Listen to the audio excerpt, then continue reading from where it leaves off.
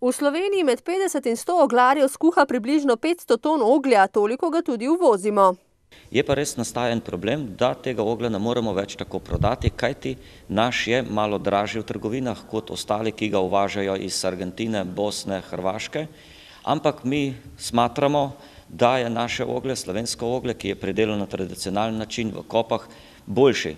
A odkupuje ga le ena zadruga v Sloveniji, Trebanjska. Ostalo prodajo doma na kmetijah.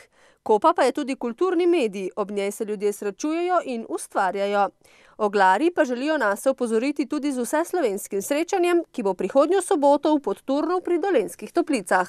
Se pravi, da je to nek dogodek v našem kraju, ki obogati turistično ponudbo kot neke vrste nov turističen produkt, da privabimo obiskovalce, ki namenoma pridejo za enodnevni obisk k nam, ali pa morda za tiste, ki sobivajo tukaj v hotelskem kompleksu in tisti dan lahko preživijo in vidijo neko tradicijo. Srečanje bodo obogatili z okroglo mizo raba gozdov in omejitve, natanko čez teden dni, kjer bodo govorili, za kakšne namene naj se gost danes oziroma naj bi se v prihodnje uporabljal. Tukaj govorimo predvsem o aspektu turizma oziroma o razvoju turistične ponudbe v Kočevskem Rogu. Med drugim kolesarskih in peš poti ter ostalih produktov v osrčju gozdov.